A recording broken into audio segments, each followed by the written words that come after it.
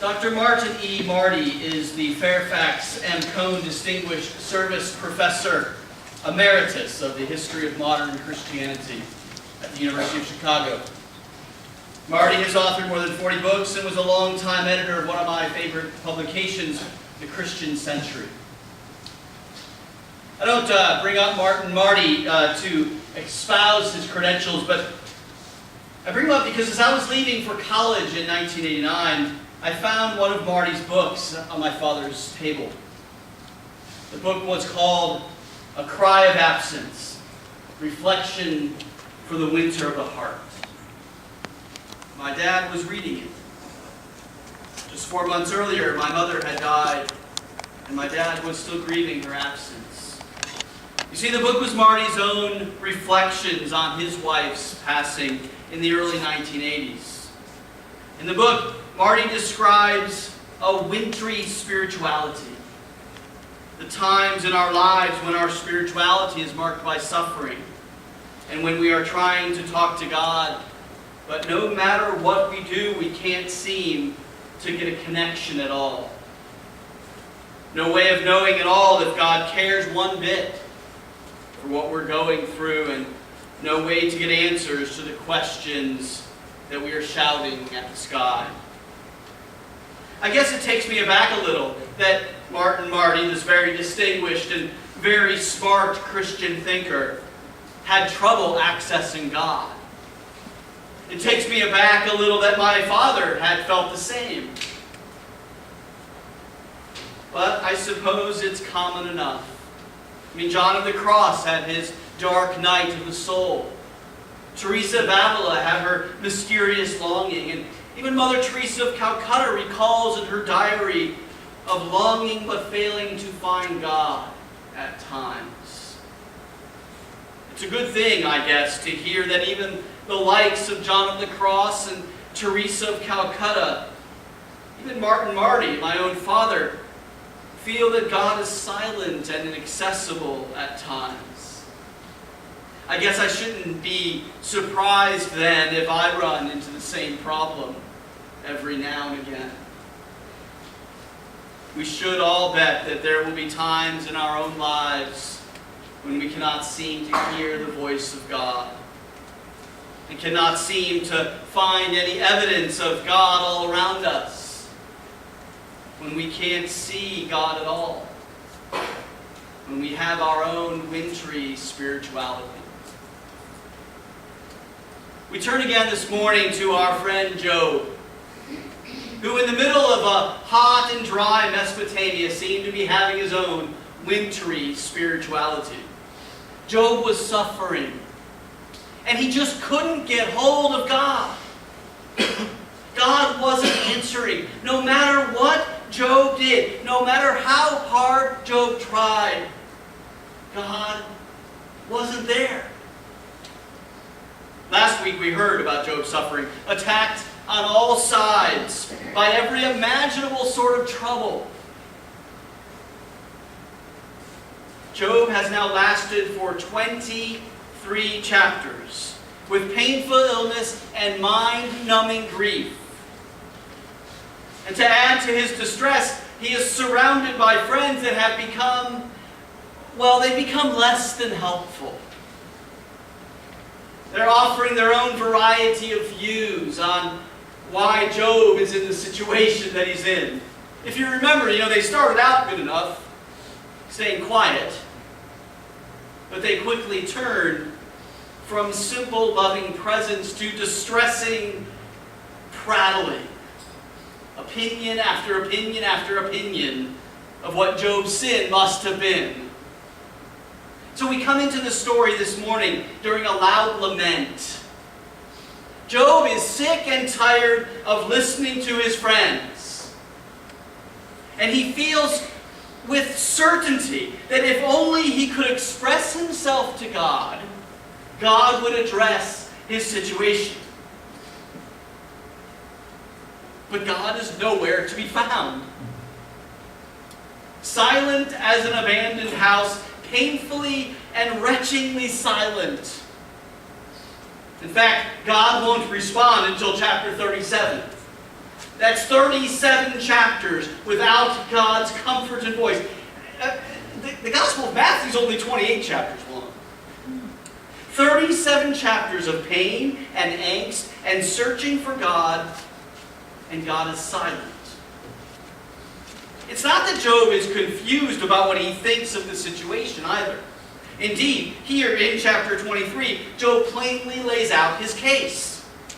The problem is that he just can't get a hold of God. He's dialing the number, but it just kind of keeps on ringing and ringing. He can't find God. He cannot locate the divine to lay out his case, to tell of his pain and his horrible loss. For 37 chapters, we have silence. And it's not a warm and comfortable silence either. No, Job is in pain. He was agitated. If you read the chapter, it's not silence that Job is bemoaning. No, it's that Job is doing all the talking. Over and over we hear Job's complaining. Not that God isn't listening, but rather that Job can't find God. The silence broken only by Job's complaints. Over and over again, Job cries out. And then, nothing. Screaming into the darkness and hearing nothing except the echo of one's own voice. Terrifying. And that's where we begin this morning, with an urgency to Job's quest. You can hear it in the text. My complaint is bitter. I am groaning. Oh, that I knew where I could find God. And Job was desperately looking. And he was learning what Christians over the centuries have learned. As Thomas Burton puts it, if you find God with ease, perhaps it is not God you have found. Job didn't find God. Job found nothing. Nothing except echoing silence. And so I got to wondering, which is what I want to do in situations like this. I got to wondering about the story of Job. Where is God? And then I wondered, what if God's silence was not absence at all, but a way of communicating presence and power? After all, a God who comes whenever we call, that God would get pretty old pretty fast. If we were able to just snap our fingers and make God materialize like a genie in a bottle, what kind of God would we have? We would have a God who is powerless, subject to our whims, a God with no meaningful ability to change anything. If God came at our beck and call, if we could control God and tell God what to do, if we could snap our fingers and make God appear, that would be no relationship. That would be ownership. Perhaps the silence of God, then, is not really the absence of God. Perhaps what Job needed, and what we need from time to time, is an opportunity to express and to voice our sorrow and pain and hopelessness. This is not so that God will know what we're feeling. God already knows what we're feeling. But rather so that we can begin to understand what our role in the relationship is. So that we can finally realize that we are not in control, and that God is not some divine bellboy who comes every time we ring. God's silence is indeed a kind of presence. Silence is a strange way for God to communicate with us. It allows us to listen to ourselves. Have you ever done that? To hear our own arguments. To tire of our own control. And to surrender everything we think we need to God. Look, I want clear-cut answers just like the rest of you do. But trying to convince me that God is a drive-through won't help me when I'm in pain. And I need to know that God is all-powerful, that God is mystery, that God has things under control. As Job found out, God is elusive, not always available on our terms, silent at times when we feel just what would heal us would be, well, one word from God. And so we have to live with the silence of God. And as part of living with the silence of God, we are invited to not go screaming in the other direction when our doubts begin to surface. The silence of our God, or our inability to get a response from God, whatever you want to call it, will bring doubt. Strong believers as we might be, when we punch in those numbers and we don't get a response, we don't get instant access to God, and we get nothing, what happens? We begin to wonder, is God really there at all? Does God have any clue what's going on in my life? Does God really care? Good. Good. That is good. Frederick Buechner writes, whether your faith is that there is God or there is not a God, if you don't have any doubts, you are either kidding yourself or asleep. Knowing, of course, that sermons are prime nap time for some, you may be asleep right now, but I think that Buechner was not talking in such concrete terms as those. We are people who live with questions. We live with questions about our human situation. Some can easily be answered with reason and intellect, but there are those questions that elude us. And no matter what we do, we can't find answers. Let's face it, some questions might be unanswerable in this mortal life.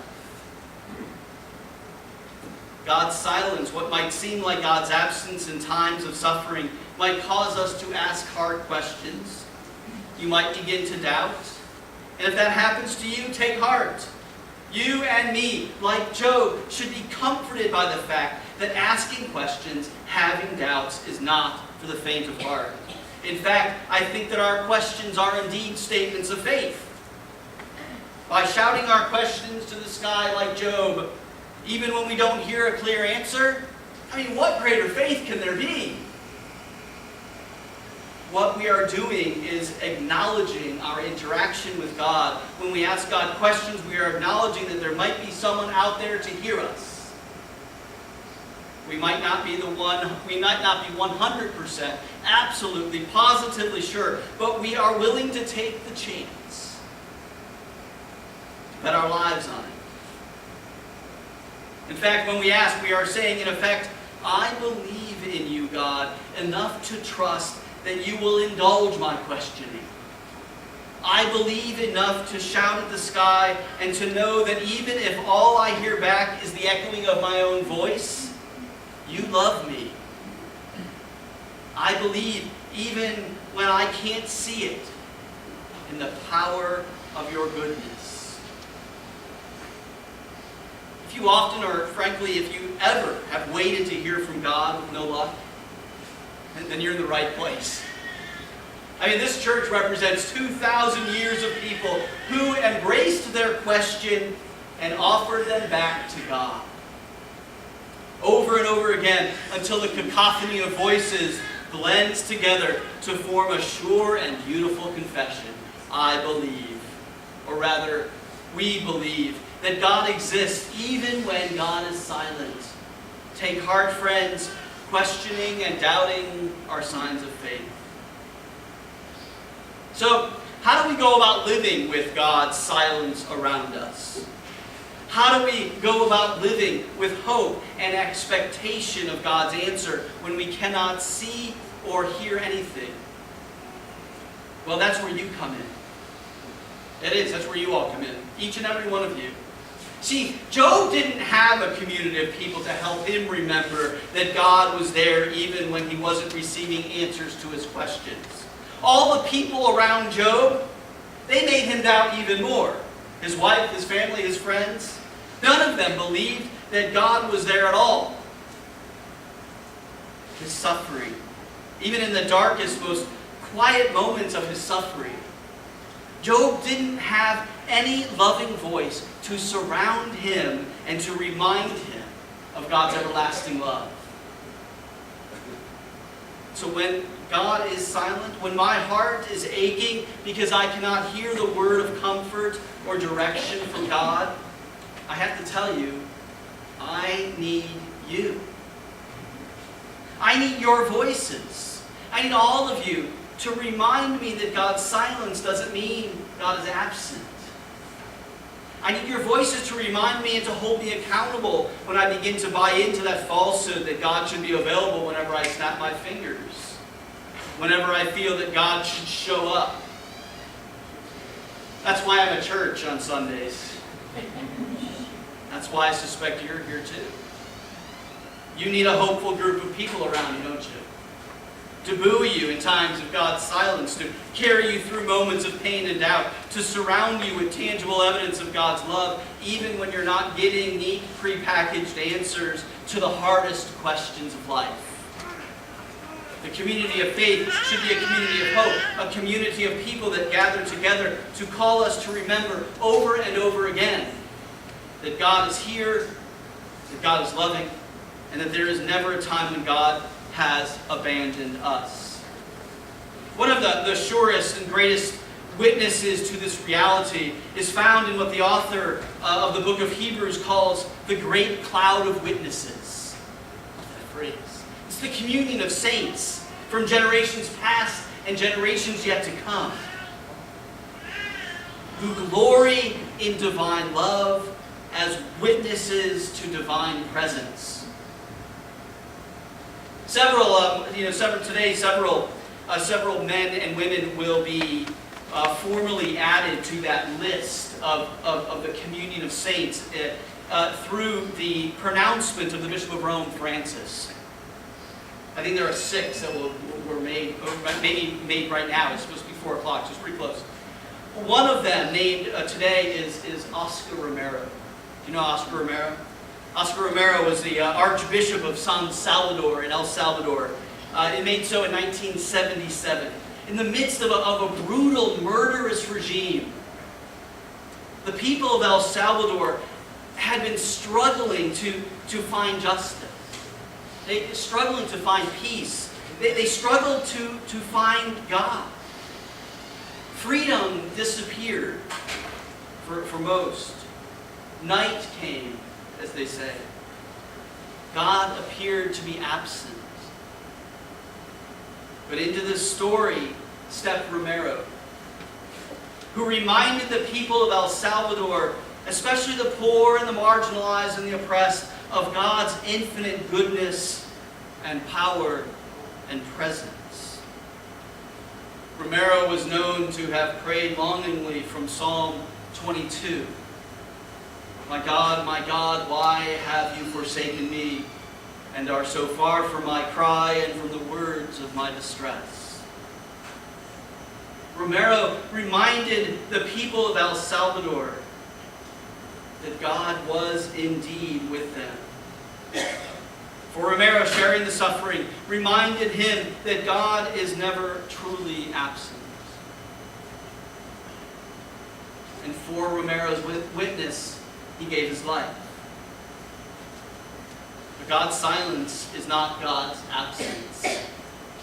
And when we are duty-bound to look over at each other, to touch a hand, to wipe a tear, to join our hands in prayer and our voices in song and affirmation, what we are doing is reminding each other that God loves us, that God is here, that we are not alone. God is with us as God was with Job, as God was with Martin Marty, as God was with Oscar Romero, as God was with my father, even when we cannot hear or find God. All around you are living and breathing ambassadors of God's grace. God, look to your right, look to your left. Look around you. They are the ambassadors of God's grace. When God seems absent, now here's the challenge. When God seems absent, look to them. Look to your right, look to your left. And see the lives of experience of faith. People who will remind us that we are not alone and that we can never be abandoned, for God is here. Amen.